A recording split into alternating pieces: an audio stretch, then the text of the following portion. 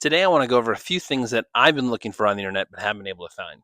One of those things is information about the transition from a gas car into an EV. This right here is my 2014 Jeep Cherokee. Bought this thing brand new when it came out. And frankly, now it's kind of seeing the end of its life. I don't know what the next thing to do is. When we bought this, I had no kids. We upgraded from a Honda Civic, and I love the Honda Civic. We ended up getting this just because, we thought we'd have some kids. But we've driven this car for miles upon miles. Trips that were great as a family. Me, my wife, my two kids, we've gone all across the Midwest.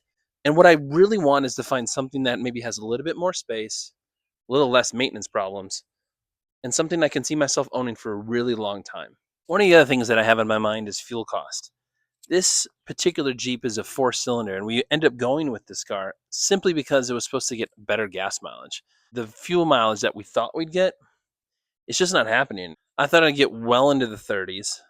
And frankly, I'm down into the mid 20s, which is still good for an SUV. It's not anything to write home about.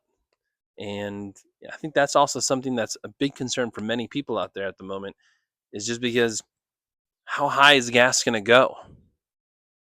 But when we first bought this thing, it was just for my wife and I. And now we've got kids, 2 of them.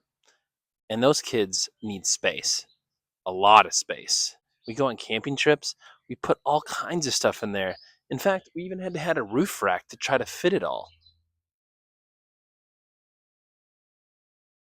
And the experience of putting all kinds of things down by your feet when all you want to do is just relax, but instead there's just no space. There's nothing you can do. So when I started making a decision, I had to think about what kind of car should I get next. And it basically came to a few different options. Number one, I was thinking I was going to get the Kia Carnival. I thought that'd be a great minivan to pick up. But I also started looking at the option of maybe getting an EV, which led me down the ID Buzz route.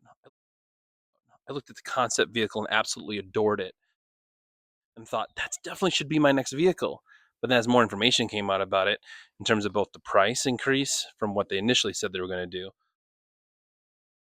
along with the range and some of the other things about an EV, I just really wasn't sold on it. But the question is, what do we buy? Do we buy another Jeep Cherokee? Do I buy a minivan? Should I get an EV? Should I get a gas car? Before I jump in and talk about the car we ended up getting, I definitely wanted to take a quick look at the outgoing 2014 Jeep Cherokee. I think we're actually going to use this for a number of years still. I'll go into more detail on that later. But, we recently added these really nice rubberized floor mats. I wish I would have added these years ago. We actually ordered a separate set that came in. Super disappointed with them. Very plasticky. Didn't like them at all. But nice two-tone interior. Has a number of features that I liked when we first bought it. This primarily, I love this large screen that we had as it comes on. You can take a look at it. You can see I got Kids Bop on for the children, but it has, navigation and, things that you'd find in a newer vehicle. It does have interesting things like an SD card and some of these other things. I didn't have any Apple CarPlay or anything like that at the time that we got it. Just want to show you guys the back here of the Jeep. Not a ton of space for leg room. I have ridden in these in the back here without these car seats. It's fine for an adult, but with a full-size adult up front and one in the back, it's a little tighter than you would expect. Those are those floor mats again. Really like them. The floor mat actually covers that hump in the middle for where the transmission comes through. But again, it just hasn't really stood the test of time. You can see we've actually broken a few of these vents here. It's just not exactly kid-proof. Going to the back, a little bit more space. You could probably fit, I think it fits like 2 adult and 2 child luggages back here for trips. Also, again, can't say enough about these mats. Both here and now they actually attach onto the back seats there. They lay down and that covers and protects all of that, whereas before I was using a piece of cardboard, if you'd believe it or not, back here just to protect this carpet here as well as the carpet that's on the back of those seats. But overall, the space is just a little tight. And that brings us to the point of this video. And where did we end up? As you can see, this is what we got. I personally really like the way it looks. I think it looks really sharp. It's got a two-tone white body, black roof. You can see it's got some rails on the top, and overall, it just, having driven it for a while, it's just a much larger vehicle. It does have 3 rows, and that was kind of the area that I was really stuck looking for, just to give myself and my family a bit more space. You guys have probably watched multiple videos on Kia EV9s and tours and what they like about them from all the different car gurus. I'll do my best to try to give you at least things that I like about the car. Now, if you're looking for a professional review of a car, that's kind of not the point of this video, but I did want to give you my opinion on it.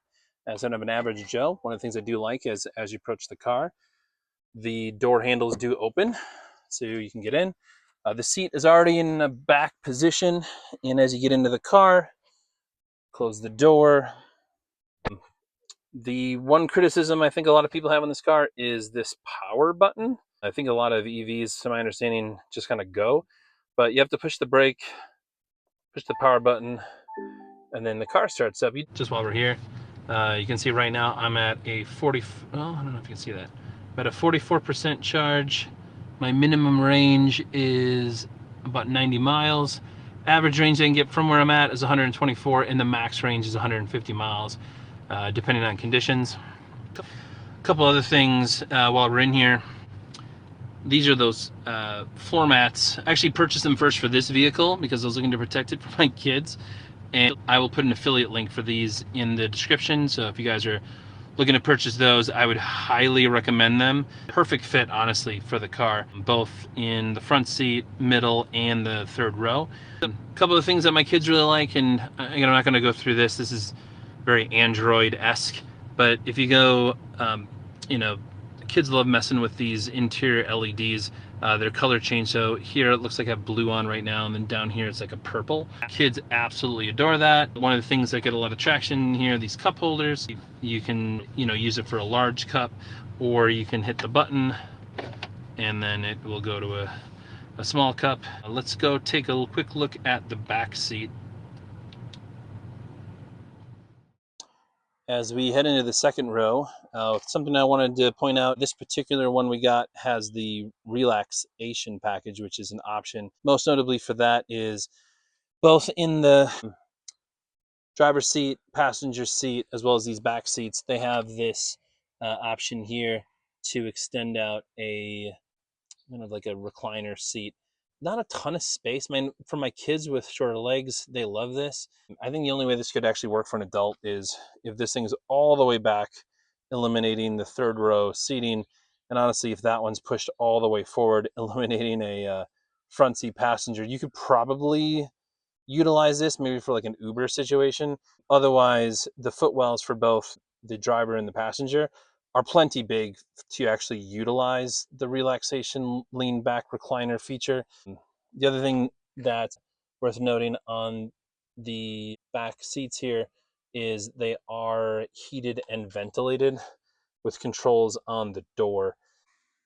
Sitting in the car, I mean, this is, and it's hard to see my legs here, but these there's plenty of space. This is better than sitting in an airplane. This is for the rear passenger well for their drinks. I actually did get a protective sleeve here too. I'll put a affiliate link in the description if you guys want to pick that up. And then down here, this is the kind of tray table for the second row. And then underneath the tray table, there is a large storage compartment for things like toys or tablets or whatever they're needing on a long trip. And then you can see here I've already installed back seat protectors, as you want to keep the thing looking nice, and plus it gives the kids someplace to put their things on those road trips. Here is the USB-C charger. There's one on this side as well. Also, interestingly, the person in the back seat can actually adjust this chair, which, if I'm a kid, man, I am going to mess with my parents absolutely using this. But I think it does have some utility, especially, again, if you're using this car for like an Uber and you want to move this seat forward or do something like that, that is there for you. And with that, and then It does have that, I don't know if it comes through in the camera, but there is that LED accent lighting on the bottom, which is, as I mentioned from the first, right now we have it on purple, which my daughter really enjoys. And you can see that, I don't know if it's coming through as purple here, but it's also accent lighting as well. Finally, taking a look at the back seat, as I mentioned, or maybe I didn't mention, but there is a button here and at the footwell here to initiate this automatic seat to push forward. Obviously, if you're a kid, you probably go through and then through the middle, but for an adult, I don't think that's really the way. But to come in here, not exactly the easiest. So I'm struggling a little bit, but once you're back here, again, you can use that button over here to bring the seat back. I personally think that there's a pretty fair amount of leg space. I'm 5'10" and sitting just fine back here. You could probably move the seat up a little bit to give me a bit more space. In the back here, you also have your own USB-C charger. I was not able to find a protective sleeve for these holders online anywhere, so if anybody has one, please do put them in the comments below. I'd love to pick one up. And then up above, there is its own climate. So I have one here, and you have one there. And actually, the entire back seat is controlled independently. There's a screen right there, a touchscreen to control independent climate in the rear. And then up here, there's controls for lights back here for the back seat. Before we wrap up on the interior of the car, I did want to show you the trunk space. Again, these are those mats. Again, I'll link those. As you can see, they do also Velcro onto the back. For me, I honestly do a bunch of random pickups at Home Depot, sort of that season of life for me. But these do go down and manual. So you can see they're kind of different lean back too. I forgot to mention that with the third seat. But as you can push these back, and harder to do it one-handed, but these go down and give you quite a lot of storage space if you wanted to take advantage of that. Other things to note back here, you do have a power outlet. You do have, this actually moves these chairs forward so that they can also get stored. I don't particularly see myself using that feature, but you know, if you really wanted a ton of space, that takes forever. Ugh. But anyway, if you really did need that, then you can actually get quite a ton of space back here. And then the only other thing to note is kind of what's under here. We have a spare tire? No. We have a fix-a-flat and some other items, just some books I have back here, but there's not a ton of space underneath this panel to really store anything. So really what you see is what you get. And there you have it, my first YouTube video. Really appreciate you guys sticking with me to the end, hearing my little story and how I ended up with the EV9. The next video I'm going to talk about is how I purchased it, sort of the pitfalls of it. So for anybody who's looking to buy a vehicle, that'll be the next video that comes out. And then after that, a number of videos about driving it, using it, charging it, living with it with kids, and the like. So again, if this is the kind of content you're interested in, please do like and subscribe. If you have any questions, please do leave them in the comment section down below. And until the next time, be safe